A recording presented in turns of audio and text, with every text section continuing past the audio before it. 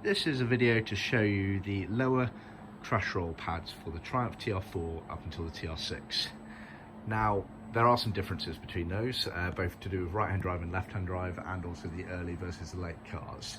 And we put a mixture of all sorts here. So the TR4 and TR4A, also known as the TR4 IRS, they had a grab handle on the passenger side of the car, as per this example here. So these Magnolia leather ones are for a left-hand drive car. So this is the left-hand side, the driver's side, and then on the passenger side, you have this grab handle here.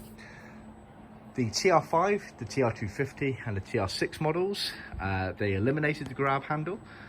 Then on some of the later cars, they incorporated a cutout for where the steering lock mechanism elements entered into it. And as a result, the retrim kits for the cars are different. So just to clarify on this one here, we've got Magnolia grained leather, double top stitch seam, and incorporating the grab handle there. Back here, we've got the TR5, TR250 and TR6 version. This is in a black grained leather. And as you can see, there's no allowance at all for the grab handle there. It doesn't matter about the steering wheel lock, that does work with that cover there. That really doesn't interfere much. However, for the earlier cars where you had the grab handle, we do make an allowance on our sewn pattern. This is a black vinyl one. It's also actually our sewing sample, hence the hole in there, etc. This is just a sewing sample that the ladies use upstairs to make sure that we get it all right. You can see it's all notched up to allow them to know exactly how much tension they want to be adding to us as you go around. So just bear in mind, just to confuse matters, this one's actually for a right-hand drive car. So imagine that's reversed like that. That's effectively it. That will be the grab handle elements there. Now you'll notice obviously we've got this binding on the back here and also on the back there.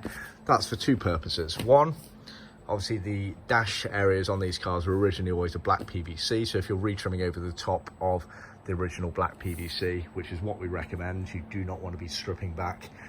You want to be maintaining the foam as much as you can, filling in any divots and cracks, etc., and then retrimming over the top of the original material.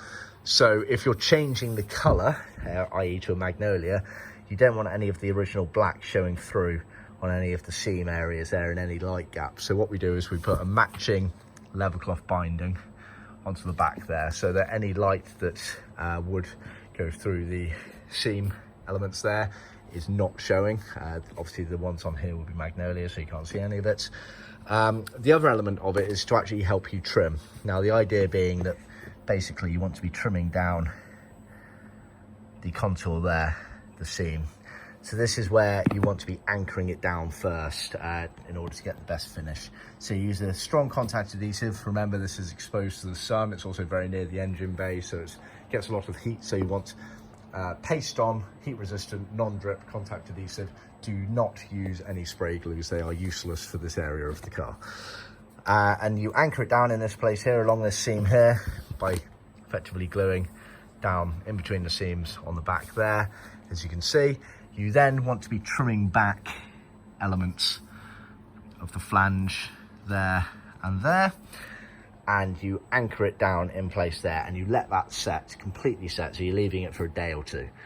Then you're working outwards from there, and it all becomes quite straightforward from that point onwards. But the crucial thing is to get that seam correct. That's the area that you're going to notice if it falls out of sync. So that is the crucial area. The rest of it really does go quite smoothly after that, so to speak. The majority of it you're cutting off flush to the edge there, but you do trim elements of it. Basically, imagine it in the car. You don't want to be seeing any gaps or anything like that, but you also want to be mindful of how it's fitted to the car and the amount of thickness that it allows in those certain areas there. So you can get away with trimming around on the back on some of them, but other areas where it's meeting the dash top crash roll, you want to be trimming back there. Worth noting as well, for our leather kits, we do skive them to make the life a little bit easier. Vinyl doesn't really matter, it's thin enough on its own. Vinyl, you tend to get a bit more stretch when trimming, which makes life a bit easier. Leather, you have to work with it a bit more, but as you can see, the results really do look quite nice.